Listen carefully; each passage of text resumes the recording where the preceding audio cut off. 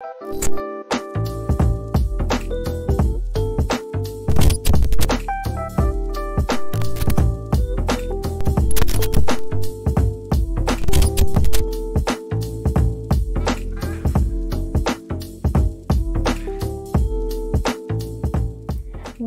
to a new episode of Front Row. Today we are in conversation with Dr Nandalal Weerasinghe, the Governor of Central Bank Sri Lanka. Welcome to the show, Governor. Thank you. So we are actually going through a very interesting time in terms of the economic situation. We talk about a lot of hardships, but there's a very interesting development in terms of establishing an independent central bank for Sri Lanka.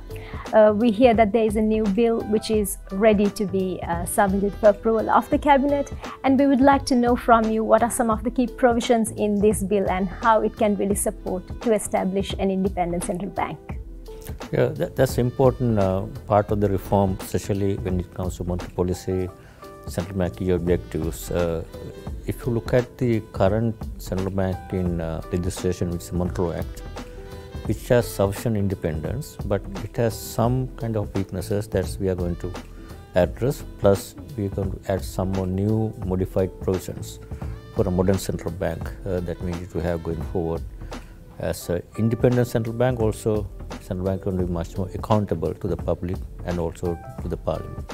So key element of one of the key reforms in the central bank, in new central bank bill, the new one, is that central bank will be prohibited to finance the budget deficit directly through our subscription in the primary auctions of treasury bills, which is part of our agency function. So while prohibiting that will certainly help minimize the monetizing the fiscal deficit. Also, that will help for us to meet our key objective, which is the inflation target. That is a primary objective of central bank. That was one of the key weaknesses we had. Second part is the appointment authority and the strengthening governance in terms of appointing the governor by the Constitutional Council and much more checks and balances process, the authority of the Parliament, the Constitutional Council, the President, Finance Minister, not only the governor but also members of the Monetary Board and members of the Monetary Policy Board. Then another key institutional restructuring process is where our key objective is to monetary policy. We're going to have a separate board for monetary policy operations, which is called Monetary Policy Board, and there's another one is Governing Board. There are two separate same level boards. One is to basically look after central bank operations and also financial system stability part. The Monetary Policy Board is much more focused on monetary policy implementation, where we have some more new expert members will be the members of the Monetary Policy Board, both chaired by the governor, and the members may be different. Here focus is basically one other important element we are going to incorporate into the new law is to recognize what they call flexible inflation targeting as a monetary policy framework in the new law. We have been informally practicing and implementing that basically monetary policy framework as a flexible inflation targeting regime. But we are seeing from time to time that has been changing. For example, about 2 years ago, we had long time single-digit inflation under the informal flexible inflation target regime. But from 2020 onwards, it was slightly changed to what they call the money printing and the modern monetary, so-called modern monetary theory that failed. So institutionalizing and recognize this as a monetary framework, inflation target regime will ensure whoever the regime or governor or monetary board, they have to follow the same modern inflation targeting regime that will ensure price stability. Is a key objective. That's the second part. And the other key objective is to any modern central bank, a new kind of provision that comes into central banking is the macroprudential surveillance and supervision. This is not the microprudential, this is as a regulator of the banking and bank, as a regulation and supervision of institutions. But the macroprudential surveillance is a much broader, which is more relevant in terms of maintaining financial system stability overall in the country. That is our key, one of the key objectives, so core objectives, for which macroprudential surveillance authority and the policies are very important for us to maintain overall financial stability. So there are completely new chapter in the new law where this macroprudential surveillance instruments, authority, all are basically embedded in the new law. And other important part, basically in the current law we have this public debt management function as agency function, which has conflict with monetary policy. Obviously, because our target is to maintain inflation. On the other hand, our ability to raise or responsibility to raise finance of the government has conflict in the interest rate setting. So that part will be taken out of the central bank, and there will be independent debt office coming under Minister of Finance. That will be taken out from the central bank, but until the institution is established, we have a transition provision. So that's the other important part. So those are the key reforms that would strengthen the central bank independence and also ability to implement monetary policy, meet our key objectives would be much more strengthened. And also the independence doesn't come as basically it has to come with accountability. There will be much more strong accountability provisions where central bank will have to explain to the public our actions and justify explain rationally through statutory provisions in the new act. And also we are accountable to the parliament through committees. Parliament can anytime summon the monetary board and ask for explanation. That is the accountability part as a public institution. But we have to remember, although we are a public institution, central bank should be independent in implementing monetary policy. That's a central bank authority is for the whole country's finances. Parliament has authority only for public finances. This is important difference. A lot of people wouldn't understand this difference. Public finance is authority of Parliament. That's the taxpayers' money. But the whole country finances in terms of exchange rates, in terms of setting interest rates, in terms of managing resources, all are country's finances, which would affect all the private sector, public, government, all stakeholders. That is why central bank, the rationale why central bank should be independent is that central bank decisions or policies can't be popular decisions. It has to be right decisions, could be popular or unpopular, or some people can be affected first. Right now example is interest rates. Depositors are better off, but borrowers have been affected. But if that is going to be a policy under the parliament, it can be a popular decision. That is why central bank should be independent is that any central bank should be able to make decisions, multiple decisions independently, and they should also be accountable as a public institution. That's the difference between the parliament fiscal policy and the monetary policy.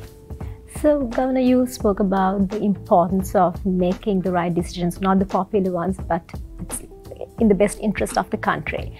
But when we look at the current economic context and really focus about how we reset the country, there is a lot of attention on pro-growth reforms. So with the new bill in place and with a central bank which is more independent, how confident do you think the central bank can really support this kind of pro-growth reforms for Sri Lanka? Yeah, central bank responsibility is a monetary policy, especially the financial stability on the other side. Is the central bank or monetary authority anywhere cannot support growth. That's the important part. It's the stability. So what we need to maintain the stability in terms of price stability and also stability in terms of financial system stability. So that's why people have a kind of a misunderstanding, saying that central bank should promote growth. Central bank should pump in more monetary easing and they promote growth. That can never happen because money is a phenomena. If you pump more money, it will move towards inflation, not towards growth. That's why central banks basically key objective is to bring the economy back to what they call potential growth path. So if the economy is growing above the potential, we have to slow it down and bring back to the potential path. The economy is going through a slump, like right now we are growing below potential. That is why we can ease the monetary policy and bring the economy back to a potential stable path. But we are trying to pump too much money and trying to raise the growth, that will end up as inflation. That is why the central bank is what they call output gap. So we are trying to stabilize output gap. Output gap is higher, then we bring it back to normal. It's lower, we push it up, come through growth. And the growth can enhance this potential path can be shifted upward only through fiscal policy and also through structural reforms. That will enhance the capacity for the country's growth. Monetary policy cannot do that. Monetary policy can only stabilize growth. So talking about structural reforms, we have IMF new deal which has been heavily negotiated and to be finalized soon. And with that, there is a lot of interest around how that can be a catalyst for us to really bring in more inflows, especially from the bilateral as well as the multilateral donors as well. So with the IMF, let's say, package which will go on for a 4-year period, and with the support of this kind of multilateral and bilateral support, do you think Sri Lanka can confidently set its economic growth trajectory in the right way in the next years to come? Yeah, I think IMF programs are basically it's a catalyst to boost the confidence for the economy and stabilize the economy. That is essentially IMF mandate is to help member countries when countries are facing balance of payment crisis. Foreign exchange resource low, then obviously for country IMF is the bailout. So this lender of last resort. Like for the banks here, central bank is the lender of last resort. For the country, IMF is the lender of last resort when you place foreign currency, foreign exchange liquidity. So that's the role of the IMF. Why that is important when we are going through a balance of payment crisis, then resources are very low and we don't meet our stability objectives, then IMF can step in, and in return we have to show, okay, this is our program that will stabilize our resource, that will bring back stability that is expected from the central bank. And if there are other macroeconomic imbalances like the fiscal, then we have to come up with that's why IMF program is a combination of central bank and the Minister of Finance, both. It's signed by the Governance and Minister of Finance, once we agree to program. That is to bring in the stability part from the central bank, growth and fiscal structural reforms from the other side. It's a kind of a combination of combined package of macroeconomic stabilization. Once that is accepted and recognized and endorsed by the IMF, that gives a kind of a sign of confidence for any other lender to come and support Sri Lanka, because there is an endorsement by the independent organization saying that this is the right program, and they also will be supporting for balance of payment. And other donors, so other partners can come and support other structural reforms, other fiscal reforms. That's where we expect, especially because now we have not only the balance of payment crisis, this time we have debt crisis. This combining two. That's why the other partners will have to come and help us, not only the assuring additional financing from ADB and World Bank, but also helping us to restore our debt sustainability in terms of giving us a debt relief for over a longer period, so that we can service their debt obligations over a longer period with some relief. That is the part of the support package coming with the IMF program. Without that, no one else will come and support, because they want to see whatever the relief they are going to give us, the concession, they can recover that for a period of time with the economy, while I am ensuring that economy can recover. Their value source can be recovered over medium term. The short term relief, they can recover that to long term. That is endorsement that IMF is giving.